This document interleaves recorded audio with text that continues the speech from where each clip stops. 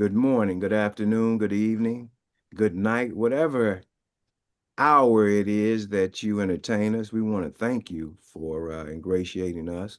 I'm Attorney Larry Fields, and I'm joined by the Mike Jones, Dr. Charles Alexander, and Attorney Kwame Jerry L.T. Christmas.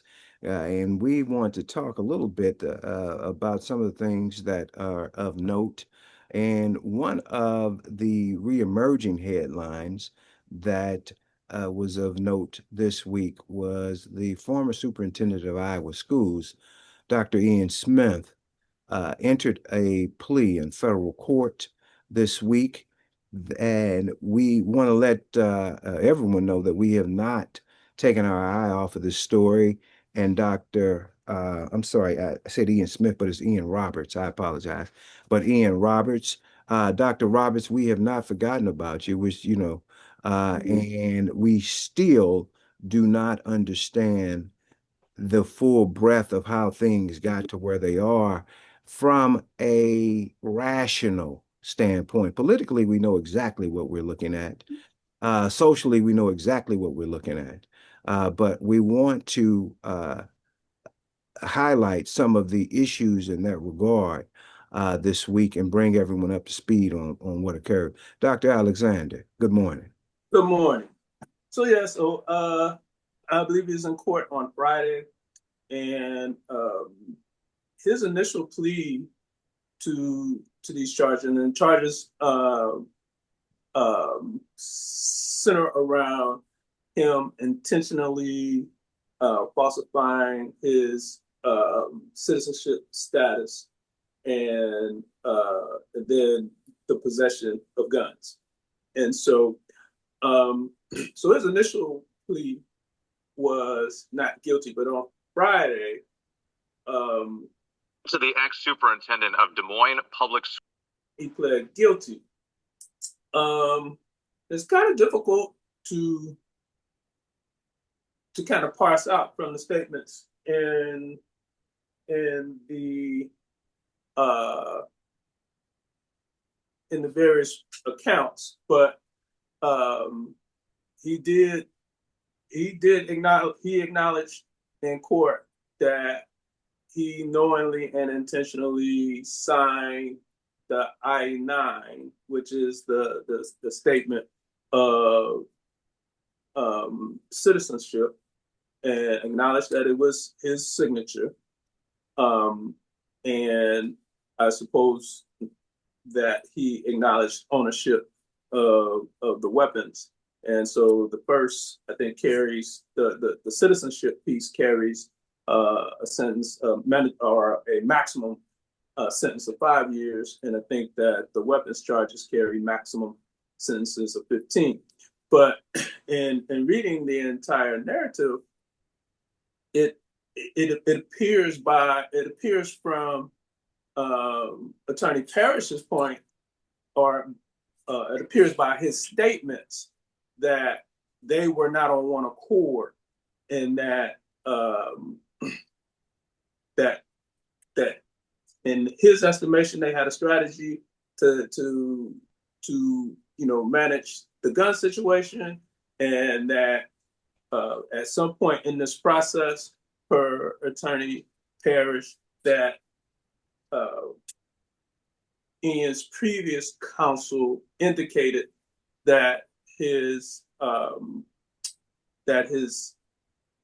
citizenship issue had been reconciled. And so it does not seem that as late as or as recent as Friday that they were on the same page in terms of the facts of the case or how to move forward. But it does sound like that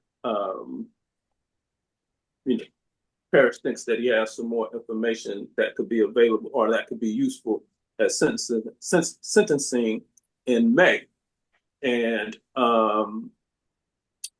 that the prosecution has some, in light of the plea, that they would be willing to request some leniency, but nobody knows what that leniency is at this point. And so I kind of wanted to bring it again to your point. We've been following this, and we want everyone to know, including Ian, that we've continue to make, pay attention to the whole thing. But I wanted to bring this to the attention, or not bring it to the attention, but get our attorneys to opine on the situation a little further. Jerry L., you have done just incredible work in not just the civil rights sphere, but the criminal discipline of the law. So I would love to hear your thoughts initially.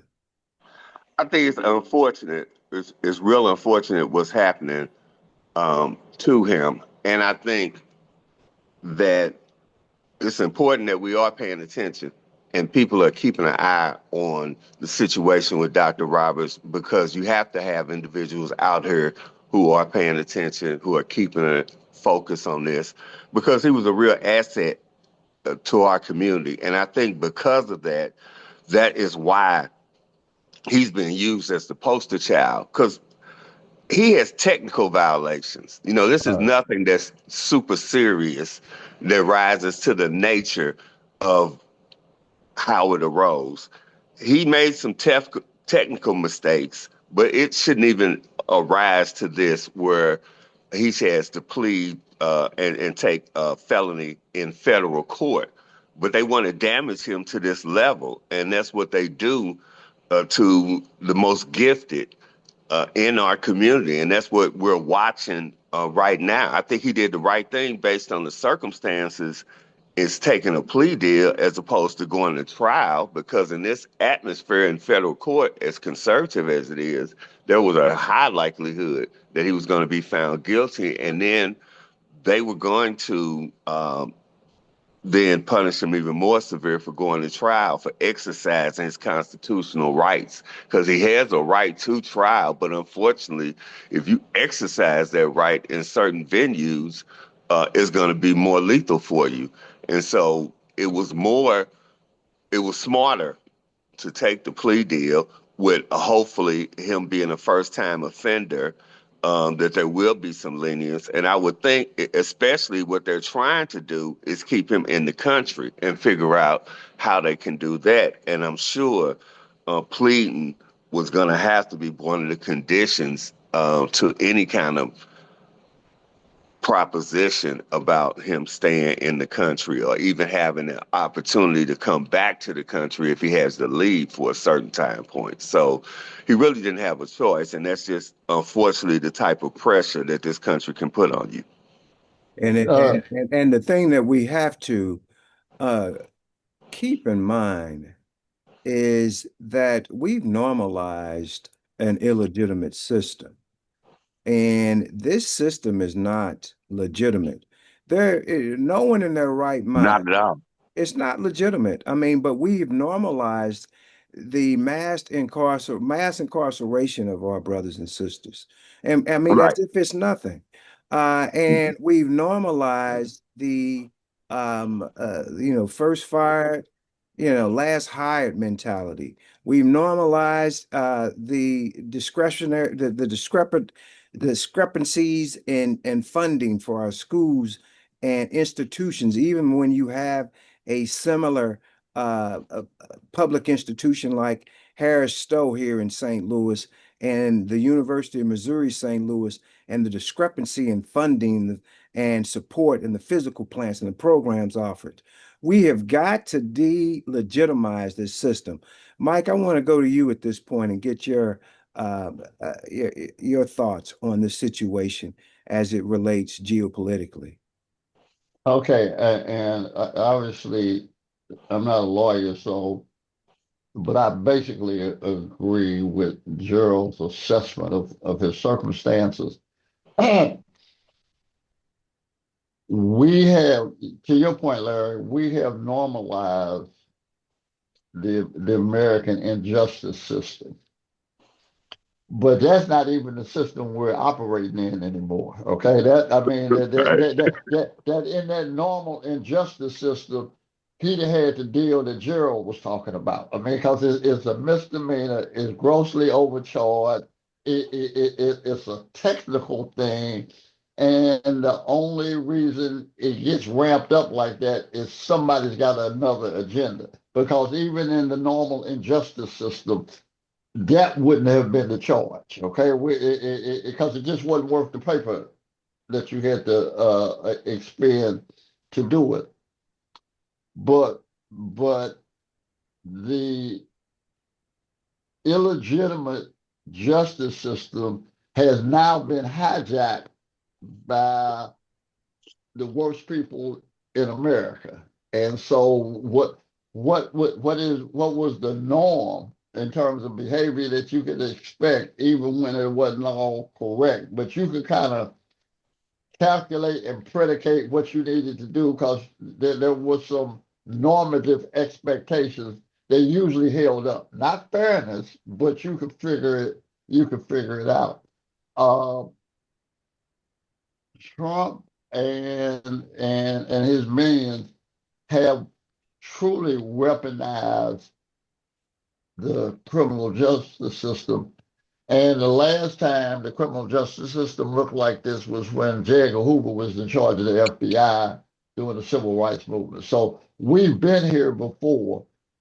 And all of this now is about something else. And I think at one hand, you're seeing the desperation of the second string white supremacists that now run America trying to hold on to their privilege, both in the country and in the world.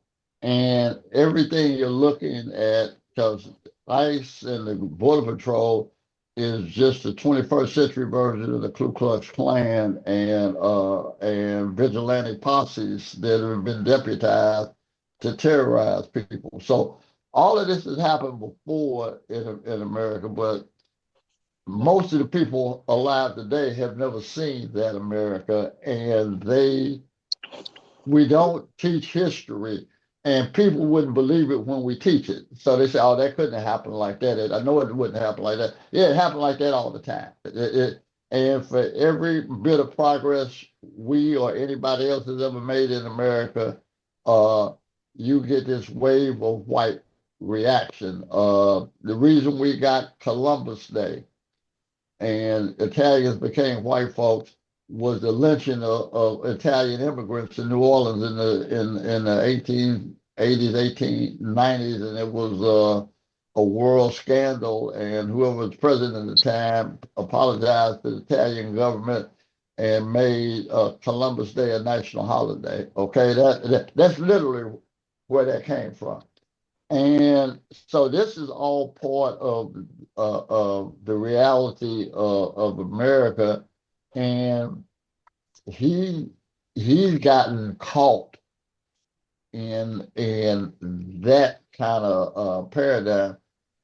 But to me, what his story and everybody else's story that this has happened to is how many people are here in the United States, technically without license, let's say, but being productive members of the society, contributing members of the society. And if you exact them from the economy, from the society, you're going to have real shortages. I would literally say right now, there's not a white person in America that can get their roof repaired because all the Hispanic roofers are now somewhere else, but they're Luckily, no longer. luckily, I got mine on, Mike, right in time. I got it on just before the ice race started. I got a good deal. I got the hookup. Yeah, that's it. You can't You get and your I tree. both. Yeah, you can't get your trees cut. But anybody that they say they can find a white or black roofer, boy, you hit the lottery. Okay, You hit the so lottery. One thing I want to say is this, Mike. That's why, your voice is so important, and we have got to expand it right now because so many people, we don't have enough at your generation still alive articulating what happened. And that's why it's so important for them to understand what is going on now. Like you said, we've always been under this attack. It's always been this, but these people don't realize it because they live in, even right now with this going on, we are still living better than our ancestors. And they Right. just don't understand. It's just not clicking. That's why Trump is, they say a broke clock is right twice a That's day. good. You know, that's why there is some benefit to a Trump and this whole evilness. Because if they wasn't putting it in our face like this, we wouldn't understand it, wouldn't know it, wouldn't know how to deal with it, and we crumbling up under it. Whereas our people that had to go through this when you were, this was common ground when you were growing up as a child. They think that this is some ancient history, and we're only talking about 50 years ago. No, right. And there's no conception of, no understanding of that. They act like it was 550 years ago. And you know, they just going on about their lives.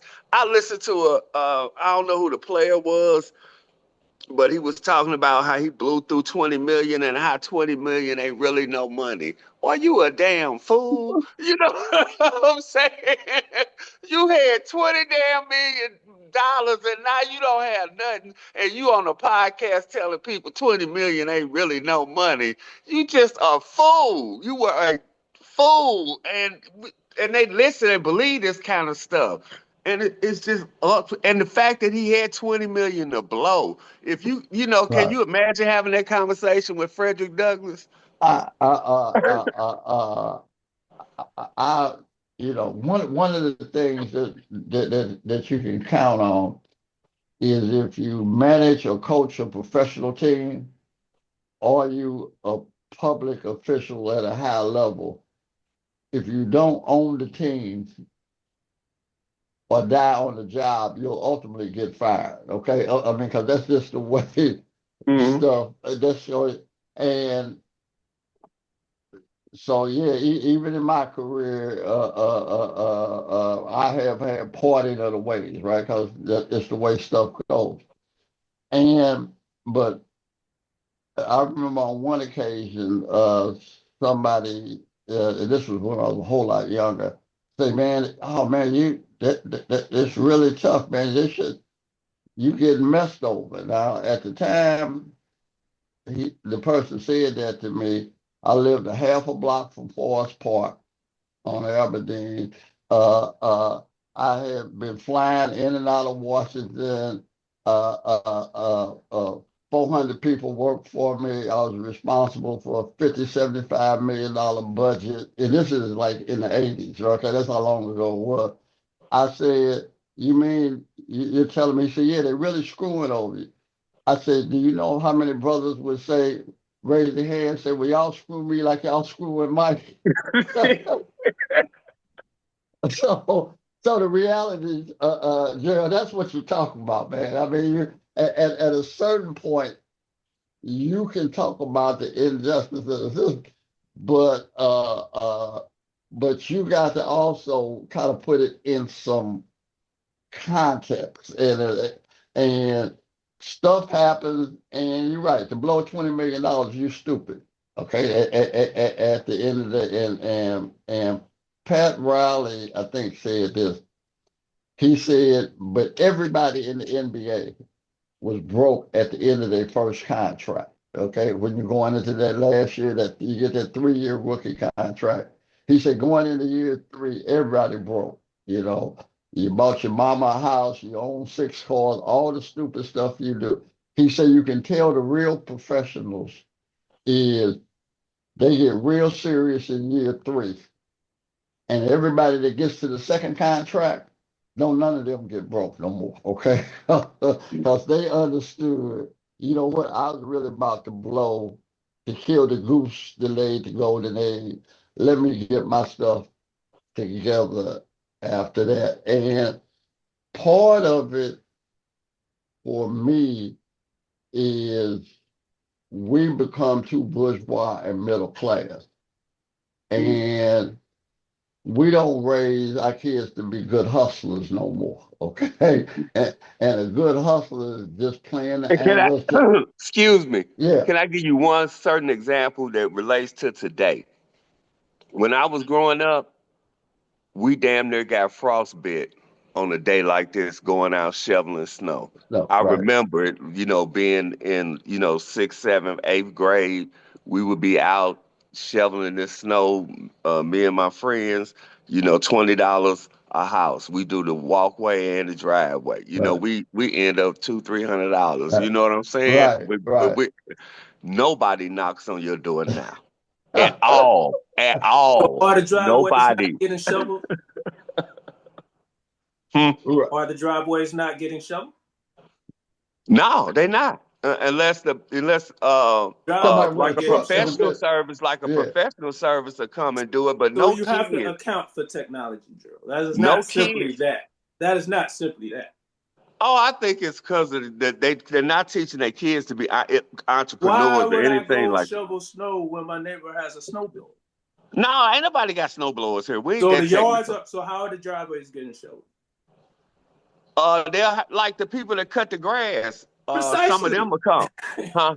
Precisely. So But I'm again, saying I say that there's no Yeah, neighborhood and that's children yeah, that's having what you're that talking about, right? attitude. And if I they am had talking about neighborhood children, embarrassment.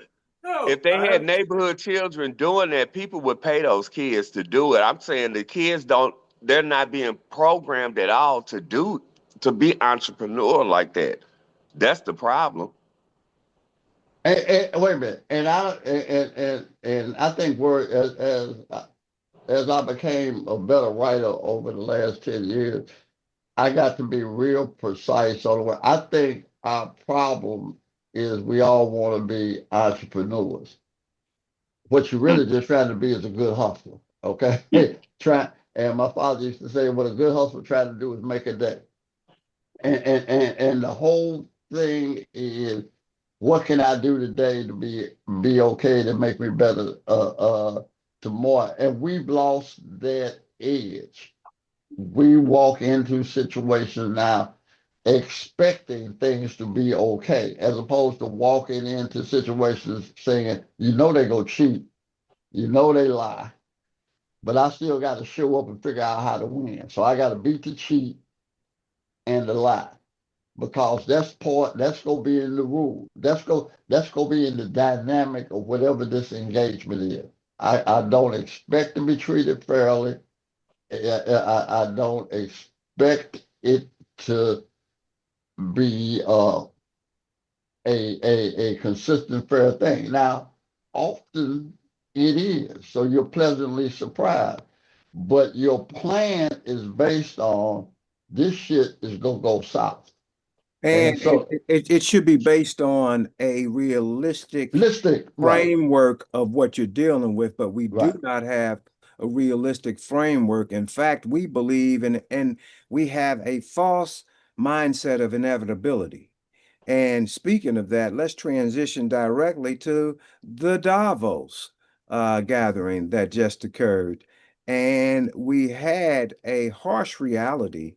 And in fact, the United States president had a harsh reality that came in several forms, but one specifically was in the form of the Canadian Prime Minister Mark Carney, who gave a speech that had such an effect that after his speech, the President of the United States withdrew his invitation to the president's new fungled peace committee that he has put up. That was gonna And cost a billion. That's gonna cost you $1 billion to be on the board, right? oh my God. So Mike, I want to get your thoughts on Carney's uh, uh, Well, comments first of that, all, at Davos.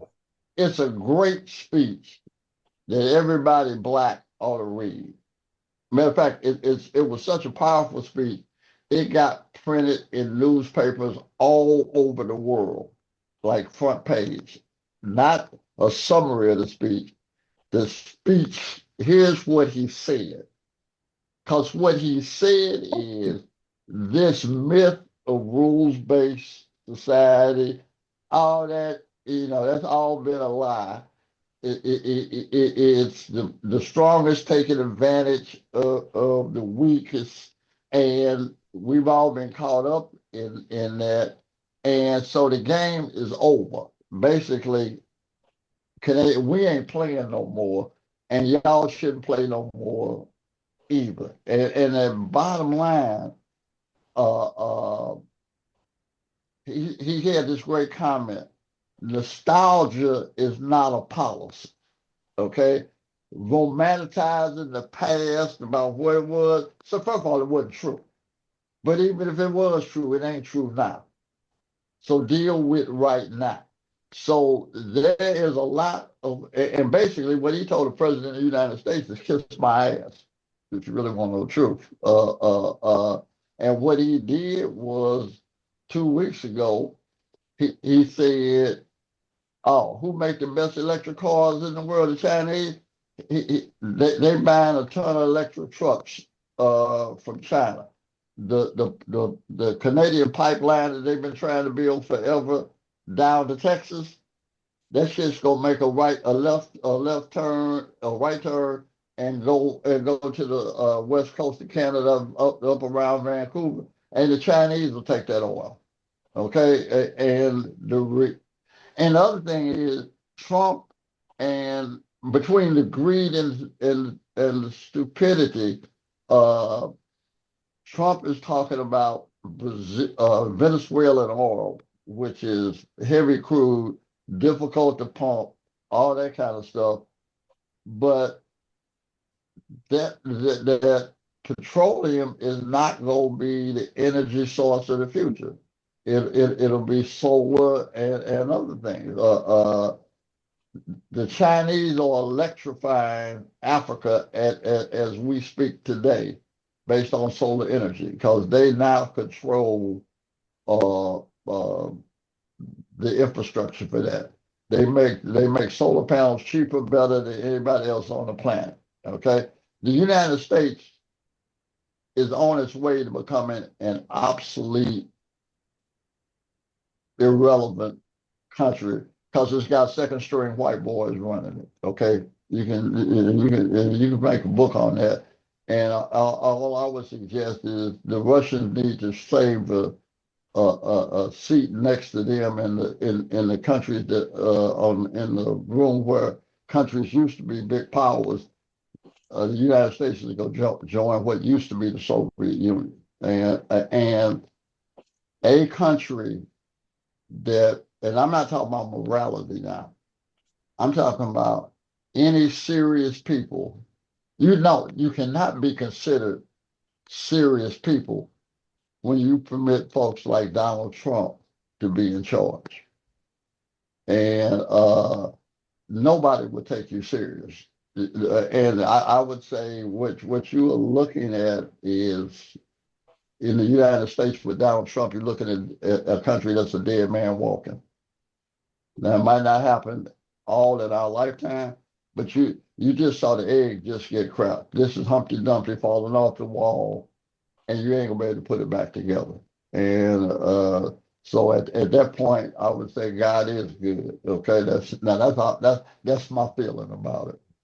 And that's my feeling too, exactly, that God is good, because this is something that was necessary, that needed to happen. And I understand the whole geographics of Greenland and Canada, and, from a military asset, the way that he went about it, his whole dialogue, his whole attitude is completely off. But that needed to be exposed because, like you said, this is what you chose. And so this speaks of who you are. And the rest of the world needed to see that, and we needed to see that. And then we also needed to be thinking more on a global nature than what we have been thinking. And this is forcing us to do that. Like when you talk about the relationship with China, what is that going to be for us? What does that look like? Because that's what we need to be thinking about. What is going to be in the best interest of Negroes in America, and also in our connection, or making a real connection with Africa as it's growing, And as China is electrifying it, which is a big issue over there, like you said, like we got to start thinking about what our relationship, you know, with all of these countries as we are in this country too. And we haven't been thinking that way. Our leadership still is not thinking that way. They're not even thinking that way about us locally, let alone nationally. But these are all issues that we have to raise, and why we have to raise them now. And we raising them now in these type of conversations because we have to start enlightening our people and pushing them to start thinking in this type of vein. And I'd like to know what you think our relationship will be, you know, Black relationship, how we could cultivate with the Chinese, or just how is that going to play out, you think? I think it's how we define ourselves. Mhm. Because if most of us have internalized, quote, we're Americans. We want to be included. Mhm. And then there are those of us who accept and embrace being the other. Okay, that they use us as the other as they think that's a negative. I think being the other is an embracing of your humanity. So I've always seen myself as a descendant of the African diaspora in the United States. And that's different. Now, my legal status is I'm a United States citizen because I was born here. That's my legal status. But that's not my emotional or psychological status. That's not who I am as me. That's my citizenship. That's a political identity. And so the real question that we have to answer both at an individual and a collective level is who are we? And more importantly, who do we want to be? And that a reading of our past, an honest reading of our history in this space will lead you to the only conclusion you can have, and that is we were never included. They never intended for us to be included, and we should never have any expectation that America will be fair and just when it comes to us. Stuff happens, it could change, but I think what is it the Doobie Brothers, Michael McDonald them say, what a fool sees he believes. Okay. A wise man has the power to reason The away. reason Okay. away. Yeah, okay, Easy. that's it. What a fool sees he believes. Okay. And that's been our problem in this country collectively. And continues to be the problem. And that's why we as the resistance have to continue to speak up, because we do have a segment of our population that's just not going to accept that. And we've Now got to we be got a more than a large resistance at some point. We've got to build and we've got to protect. But I want to pivot to Dr. Alexander quickly. And I'm going to call an audible that something that wasn't discussed in the green room. But it's going to, but I want to get your opinion on what we should be doing to protect our mental health in this time, as well as how what should be the rational reaction to the geopolitical challenges that we have in front of us, both internationally and domestically? Great question. So the answer to all of this all the time is getting accurate information. The United States is predicated on propaganda, misinformation, and disinformation. Now, the difference between misinformation and disinformation, you can be wrong about anything and be doing so unintentionally. You're just not working on the best information. But with disinformation, the powers that be are intentionally, putting inaccurate information out. So, for example, in this global peace, I am going to go and take Greenland because we are at risk from the Soviet Union. Well, the whole purpose of NATO is because Germany were on the verge or had started invading Greenland during the World War. And so United States went in there to manage that situation and reconciles that peace. After that, then Russia becomes the threat. And so they signed a treaty in 1951 that gives United States like carte blanche in Greenland. So all of this, I'm gonna go take it and blah blah blah blah blah. All that infrastructure already exists. And so people getting all anxious about him going to take this thing. It's a thing that the United States already has. And so, but if you don't read, you don't study, you don't try to learn this stuff, then you're vulnerable to this.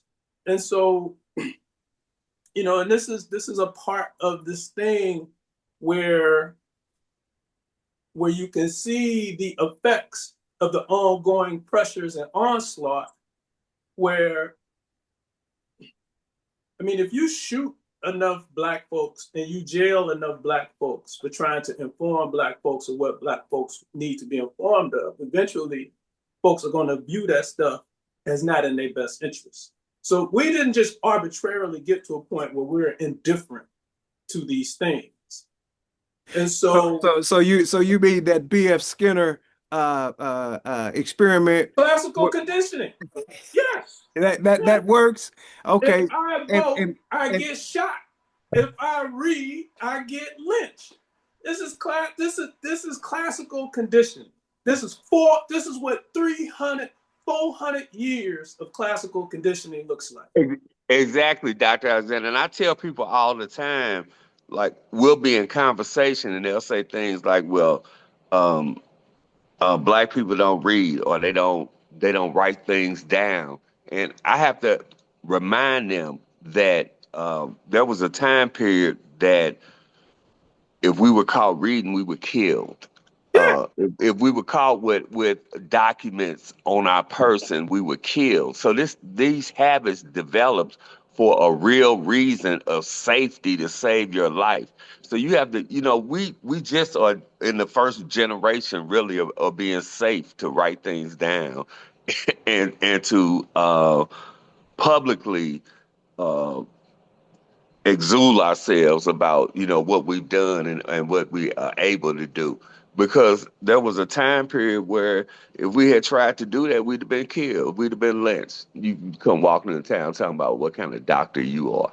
Yeah, and you referenced it, Gerald. You referenced the past 50 years. Larry, you referenced the disparity between Harris Stowe and UMSL. These are the implications of these types of things and this constant downward pressure.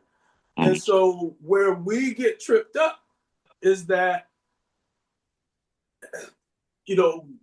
so during, and it was like this during the movement. So, it's like this all the time. You literally got to go back, for us, you literally got to go back to slavery to get a point where the revolution literally starts at the peasant level. Right. Once you get beyond that, the revolution in the United States is a bourgeois thing. These, and so you did have more. Well, I don't even know if you have more. I know it absolutely looks different, and I know we're lacking. It just absolutely looks different when you look at. Who's fighting. And so again, our thoughts and our perceptions about what was happening then and what's happening now is skewed. So the Nation of Islam was pure grassroots. You know, the what we call the modern civil rights movement, starting with the Niagara movement and then the NAACP, as a solid middle class and up movement, right? And so we have to look at these various dynamics in terms of how people move and why and when, and try to understand why people did what they did when they did it and why they didn't do whatever they didn't do when they did it. But most of our, most of our interpretation of what's going on is usually a little bit short of context. And so, but again, that is a part of this downward pressure. It impacts the way that we receive information, process information, store information, retrieve information, and make our judgments thereon. Charles, to that point, I think one of the things we don't have is we don't have models to understand reality. So I would suggest that the way I have understood being Black in America, and I'll be grateful for being introduced to Frantz Fanon for this.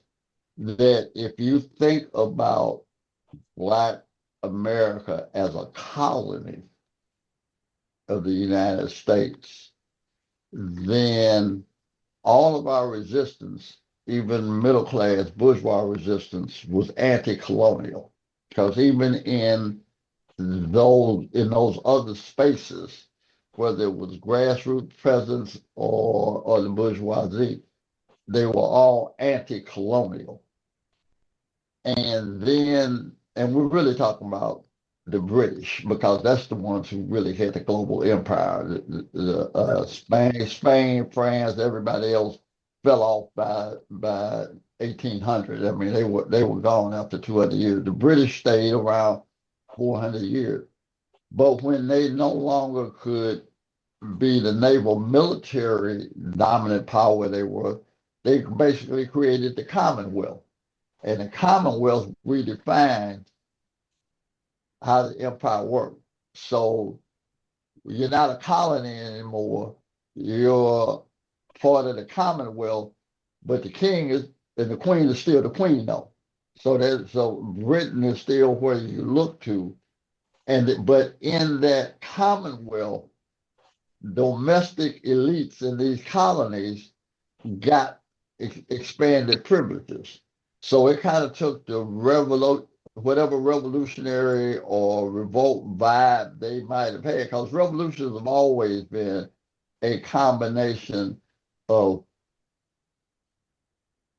peasants who were tired of being oppressed and alienated native intellectuals. Okay, I mean they and some criminals that get politics. When you mix all that together, you end up with a revolution and legit armed struggle.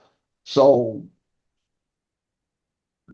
in the neo-colonial Commonwealth scenario, your best educated and most skilled or selected get privileges, and they even look like they might be running the colony now. Okay, and so all of a sudden it looks like you're independent or you have some agency, when in reality you really don't.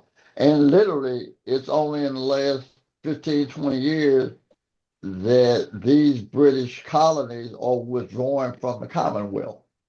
So part of our problem is But the mindset that they've impelled upon these people are far from being eradicated. Right, man. I'm saying we don't really understand how long change takes in the human species. Okay, we think it's all gonna happen in our lifetime or last week, and it's this week, and not everybody knows.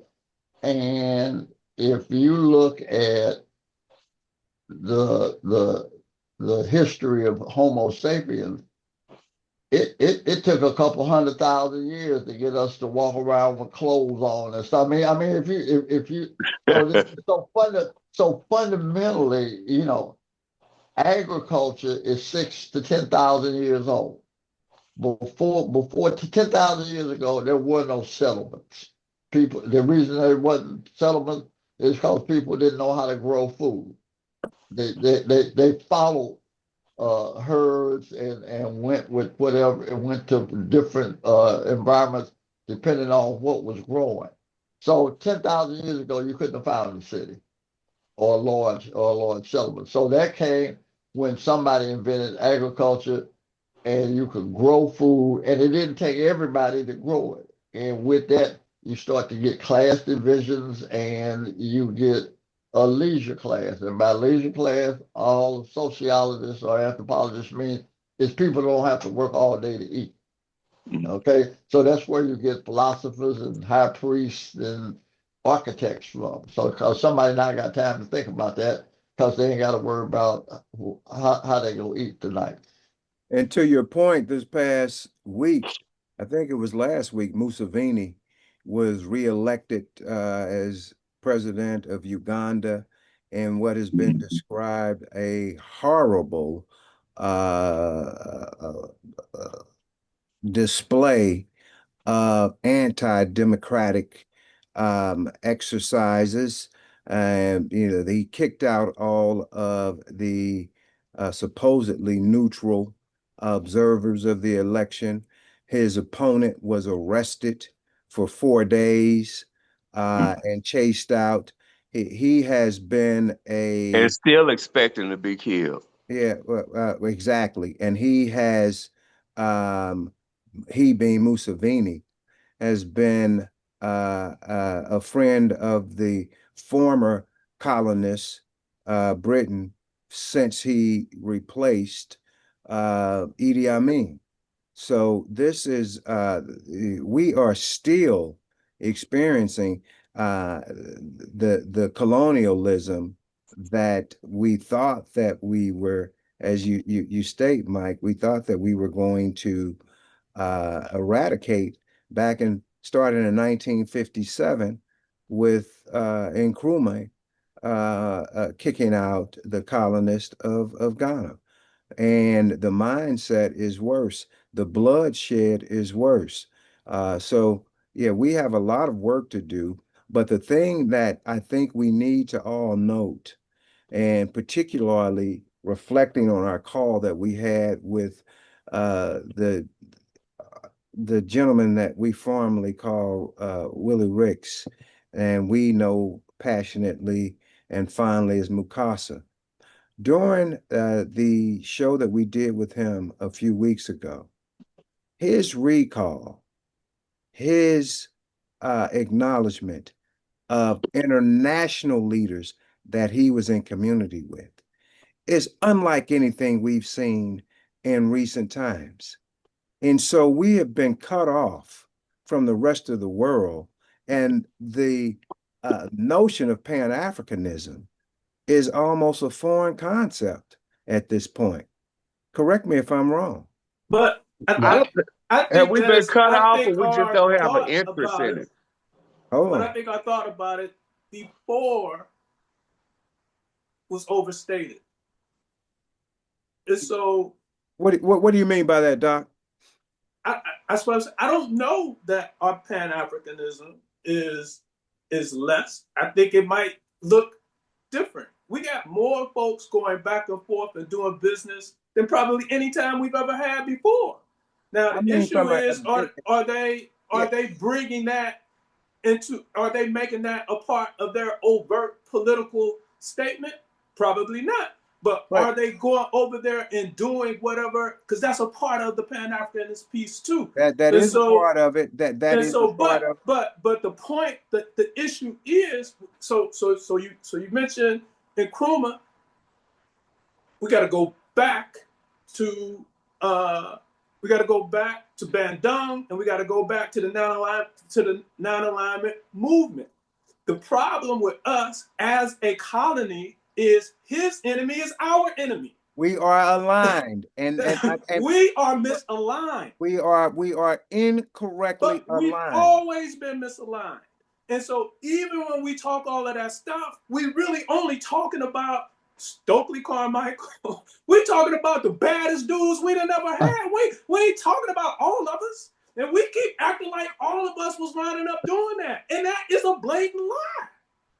And so the thing is what the thing is. This is what the fight looks like. And so we gotta be tracking the whole time. Everybody wasn't Stokely Carmichael, otherwise he'd We'd be be free. yes. Just like And we so- all wasn't Frederick Douglass. Right. Yes, and so that's just is what this thing is, and so again, so like the earlier point when I was disagreeing with Gerald, in 1983 you graduated from high school, right? 81. He came 81, out in 81. 81. I came out in 83. 81, 83. The black unemployment rate, teen unemployment rate was 44%. Your ass needed to shovel snow. Today, the black unemployment teen rate is half that.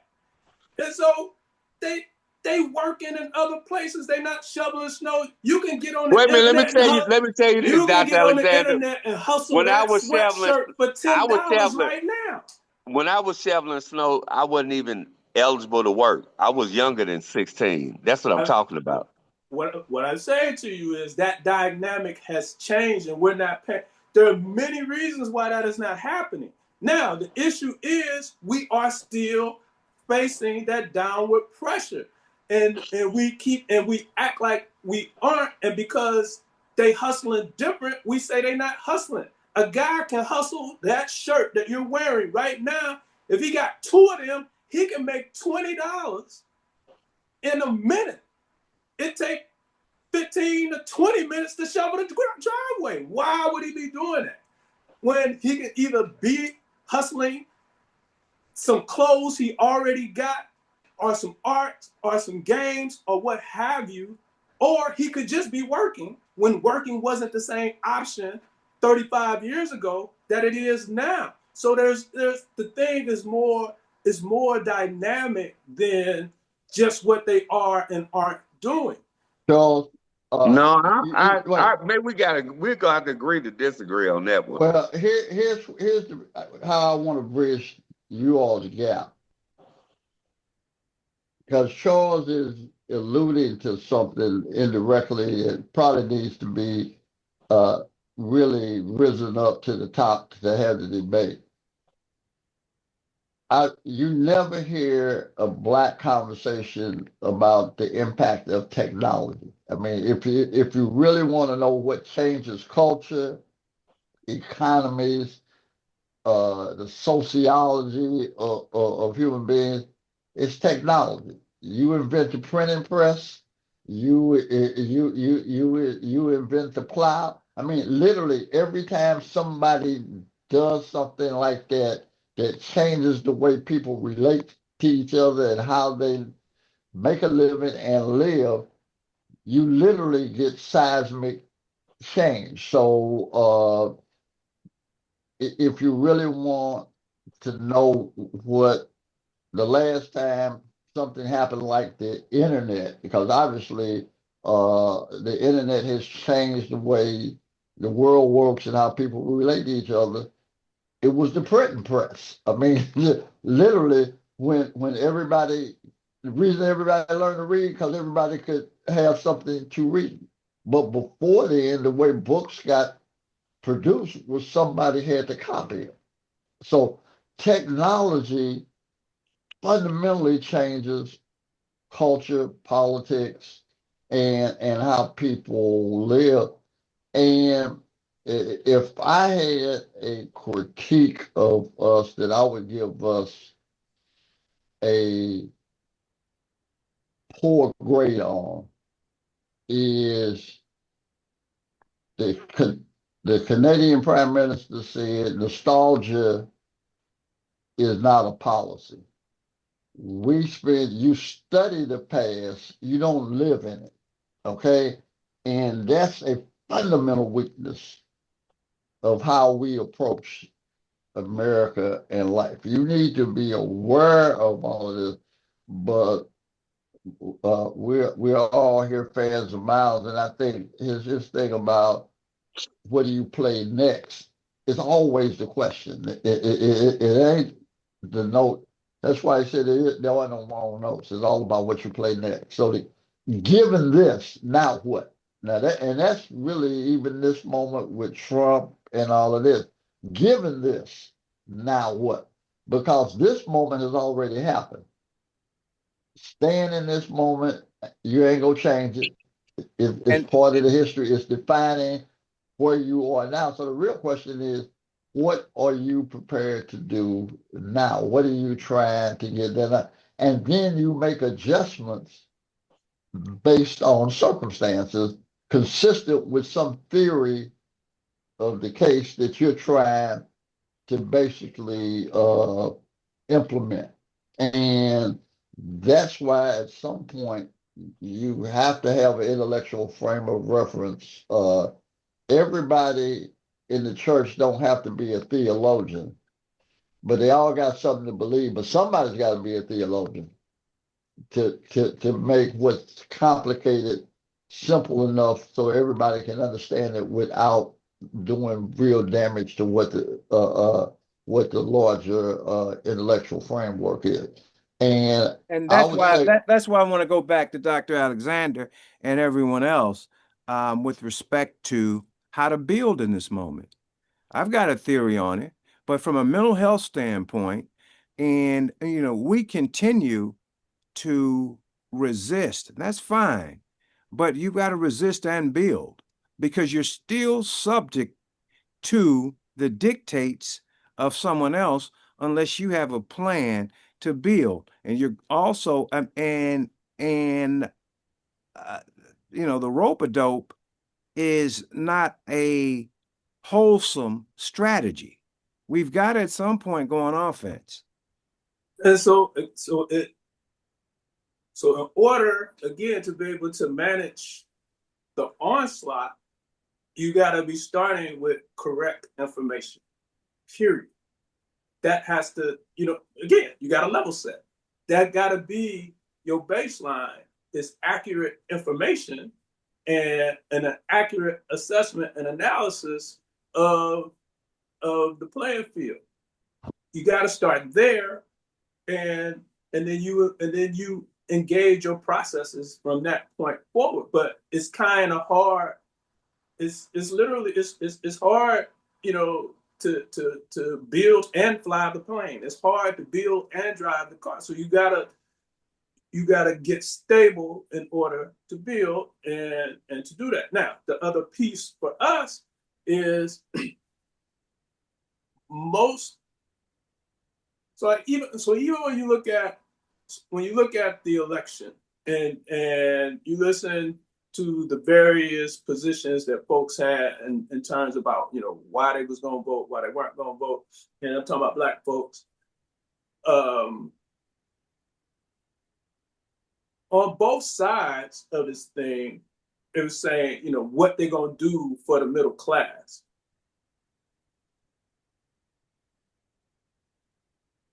All Black folks ain't in the middle class. And so if Black folks aren't hearing that your priorities, if Black folks are hearing your priorities at leadership are affordable college and loan forgiveness, where do I fit into that if I ain't a part of the Black bourgeoisie? And so these are things that we have to address and figure out how we make all of this stuff make sense to the masses. Go ahead, Charles, Mike John. yeah, I just want to add something to what you just said. None of us here can tell you the last time or even remember the last time any Black leader of note, national, whatever, political, civic, whatever, has spoken about education, jobs, housing, transportation, healthcare. That's the issue for the overwhelming majority of Black Overwhelming people. majority of people. And it's the what you need for most people, okay? Yes. And so if you really want to know what happened to the Democratic Party, it got captured by educated elites, including us, okay? Mhm. So that everybody who went to college and went to prep school or doing all right, got a professional. So the whole Black, wait a minute, Black unemployment always hovers between 15 and 20%, right? And literally the Black political agenda all over the country is entrepreneurship. I mean, that's like, and you too can be a billionaire capitalist, and we chase that. Okay, we talk about going to Morehouse, and we can't get out of Beaumont. Okay, I mean, Yes.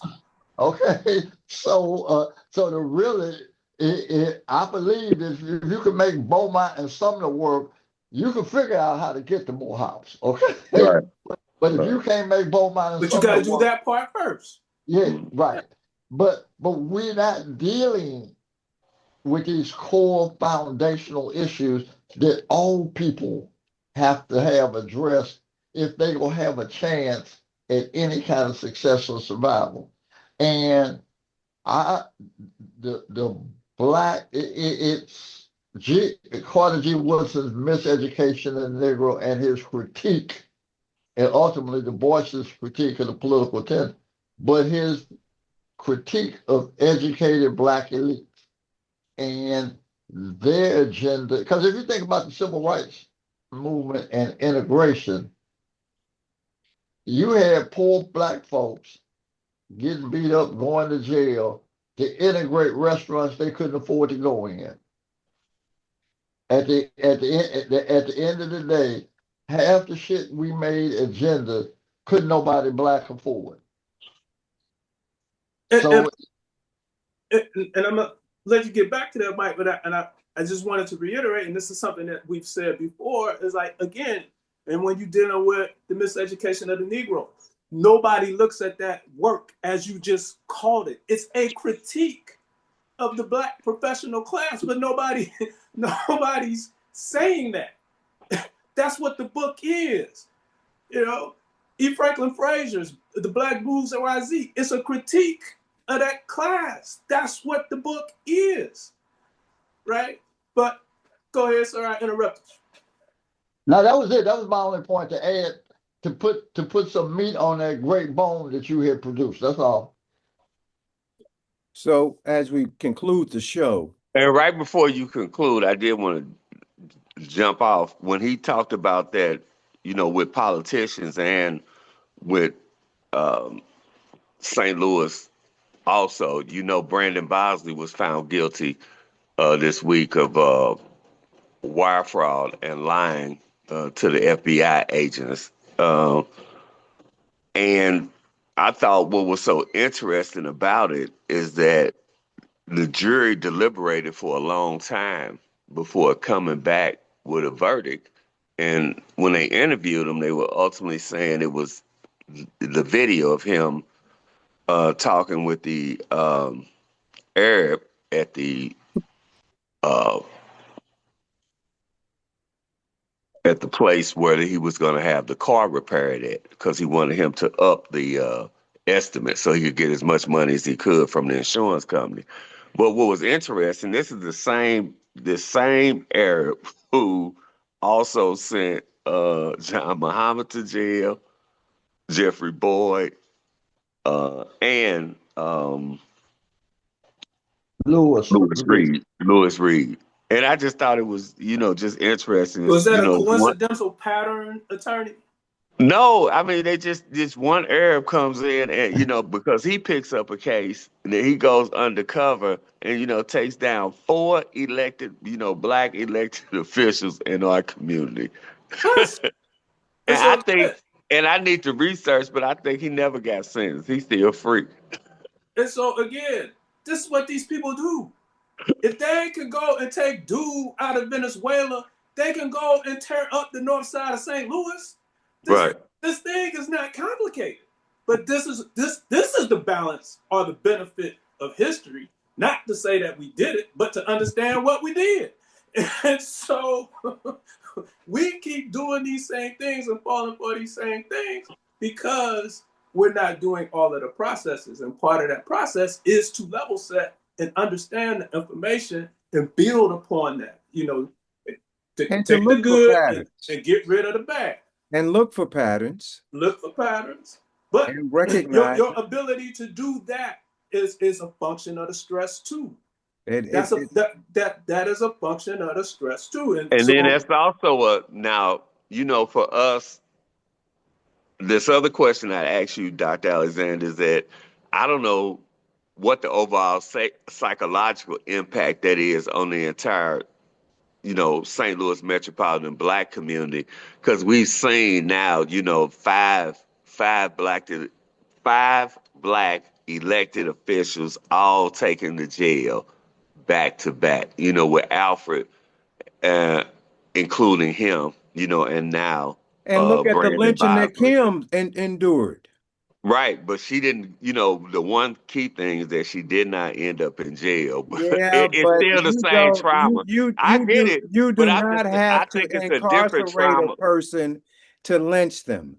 And that's exactly what they did to her. Yeah, but with And you these don't hear last, anything out of that I office agree. now. These last five, they just actually had to, be, or probably with Brandon will be actually incarcerated. and so to answer your question, attorney, I think the psychological impacts are profound, and as Attorney Fields was throwing in, so you have the pattern that you identified, Attorney Christmas, and then you have the situations that happen to like the Kim Gardner, a separate kind of situation. They both have the ability to create trauma and apathy and all of that kind of stuff for different reasons, but they require the same thing. Now, definitely on the side of these cats who keep getting caught up in these these scandals, the people got to take some relative responsibility for who got into the place. So you either got to vote more or you got to vote different. So we got to take some relative responsibility for who we're saying is this, that, or the other. And and again, we got to see that yes, they wouldn't be coming for those folks if those positions didn't matter. It wouldn't be constant pressure in the onslaught of intellectual and physical violence that we see. They're trying to keep us from being engaged in the system so that they can do what they do to us even worse. We got to understand it that way. And that has to be the constant conversation. And that, if one of you, either Attorney Christmas or Attorney Fields, refer to us as the resistance, that's why we exist. We exist because part of our role is to right size this thing for the masses. We got to have people understand what this fight is, and we have to understand the implications for, class stratification within the Black community, because our lack of doing so, that too has an adverse impact on the way that we coalition build and move politically. And I thought about this metaphor earlier this morning before we got together.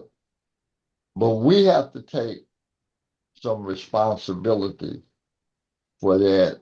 Once you do the Isaiah thing and hold up your hand and say, "Send me." Okay, now if you stay back in the back, you get a pass on a lot of things.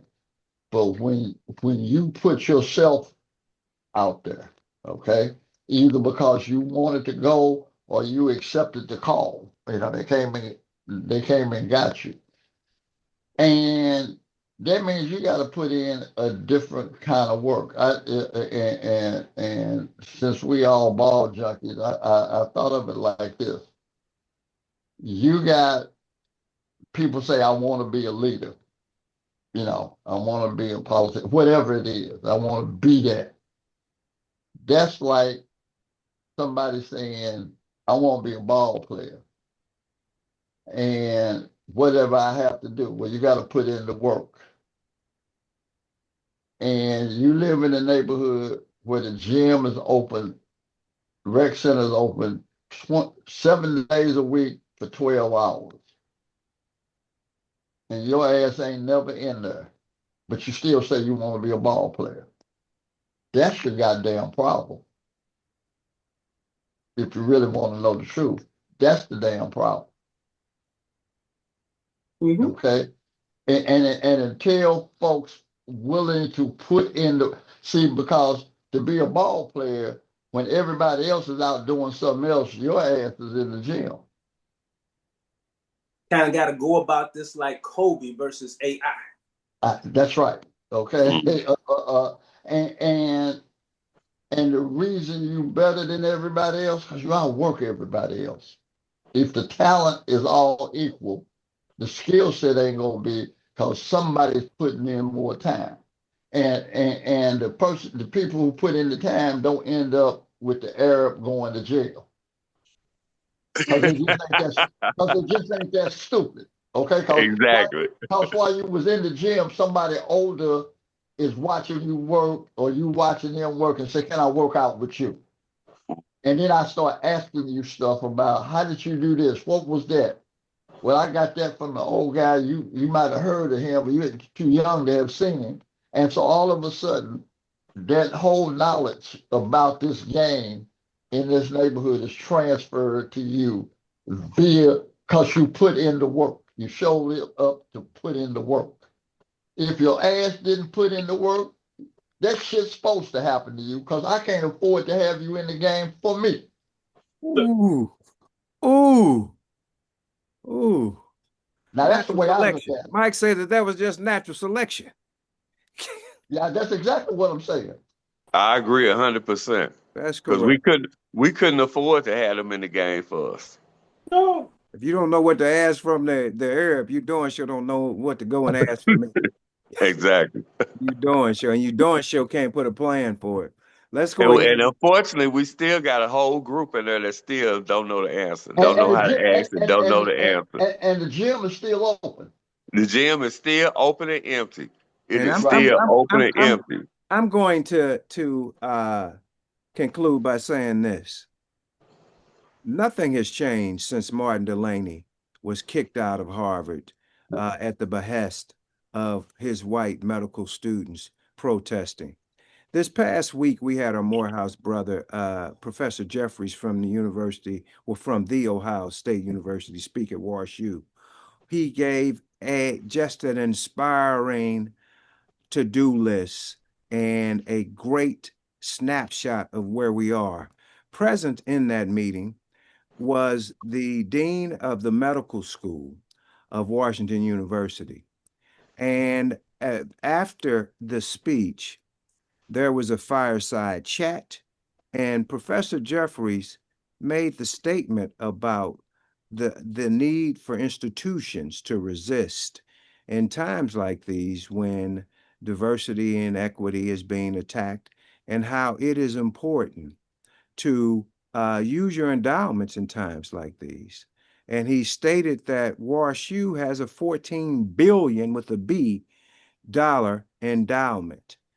And he was interrupted by the dean of the medical school of WashU, who said that that makes no sense after the dean gave his speech earlier about the virtues of the female dean of Black dean and her struggles and triumphs in the OBGYN department, states that we get over $1 billion from the federal government. And there's no way we're going to jeopardize that.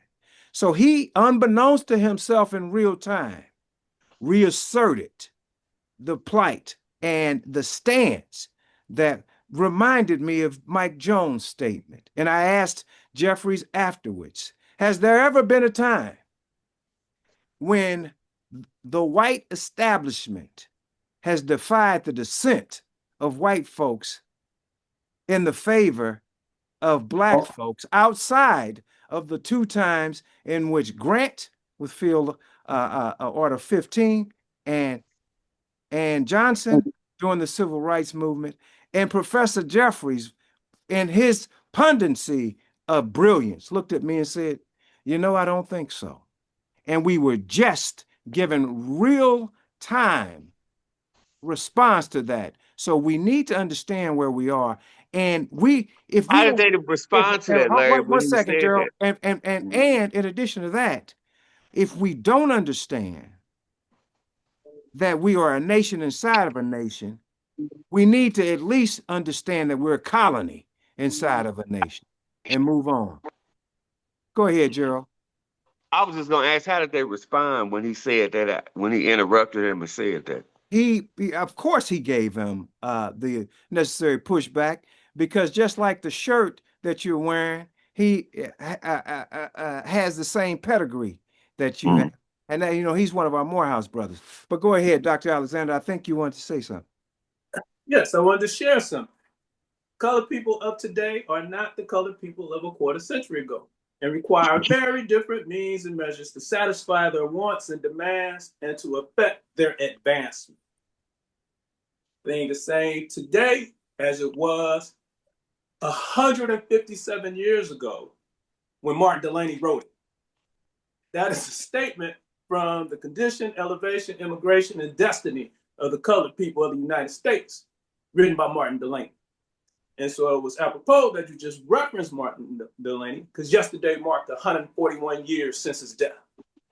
And so this is the same fight, under the same terms, for the same reasons. And we have to approach it as such. Man, the ancestors are really undefeated. I had no idea that that was his birthday. Not his birthday. I mean, the date of his death. Of his death. Of his death. I had no idea. I mean, but I guess that's just a coincidence. That's him in the air. I guess that's a spirit. coincidence. Yeah. Wait a minute, and we talk about this, and Charles, as you said that, and Larry, as you responded, I thought about the title of Derek Bell's second book, and still we are not saved. No. Okay, out of all, and it's a scriptural reference. I forget the scripture, but the closing in it, and we are still not saved. No. Despite all of this. And again, and to that point, bringing up Derek Bell, the 2 points that you even brought up in terms of when we have seen them come and do whatever, Grant and Johnson, we still talking about interest convergence at best. And right. Come on now. So right. Not because it's the right thing to do, but because they have there's some benefit to them in doing it. That's correct. Gerald, I see you are being summoned to something, so why don't you go Yeah, ahead? it's Jendaya's birthday today. Happy and birthday, so Jendaya. we got birthday breakfast, so I'm being summoned. All right, birthday. Yay. And tell her thank you for allowing us birthday. to borrow you. Go ahead and close out, JT, on your way out. What I have to say is that we have to continue to fight, because what we talked about all day is that the struggle still exists and is very much still real. And we have to continue to fight, like was said earlier by Mike. We may not see it in our lifetime, but we got to fight it our whole lifetime. And I'll claim this one. Oppressed people win when they resist, not when they overcome. It's the victory is in the resistance. Okay, because that's when you reclaiming your humanity and defining yourself. When you resist, and you want to win, but you don't have to win. Okay, all the good coach ever asked of his players, did you come ready and give me everything you got? And we're gonna live with the score. Okay, Dr. because Alexander, give me something mental health wise to revisit or to do this week to help me get through this. Seek peace and calm. You got to sit down, and one of the things that is hard for many of us to do, because we're not always comfortable with the range of things that flow through, and that is to just literally just sit down and and like just meditate and let your thoughts flow. But that's quiet is it's a scary space for a lot of people. And so how old are you now, Larry? 60. Okay, 10 years you won't have no problem with what y'all just said. I don't have a problem with it now. I really don't. I enjoy that, and I enjoy even if I do it in between sets when I'm working out, you know. But no, that is but that's the easy one. That's like find some quiet. yeah. Just find some quiet. Well, thank you so much. Well, first of all, this has been an incredible show. Made me revisit some things. Made me one thing that I revisited in real time during the show, and I'm going to do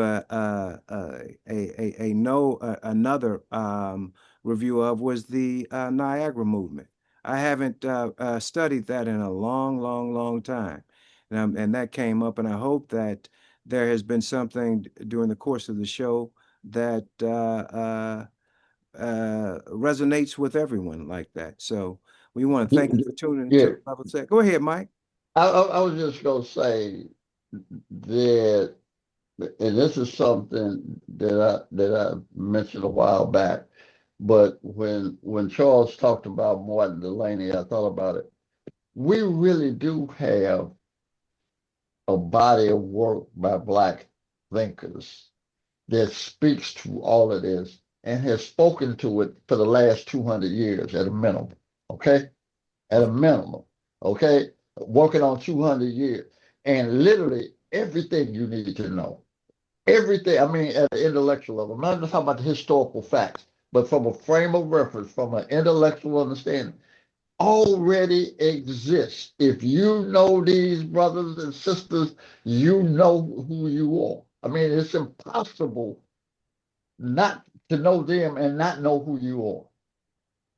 And Thank you, be Mike Jones. You just concluded the show. We want to thank you all for tuning in to the Level Set.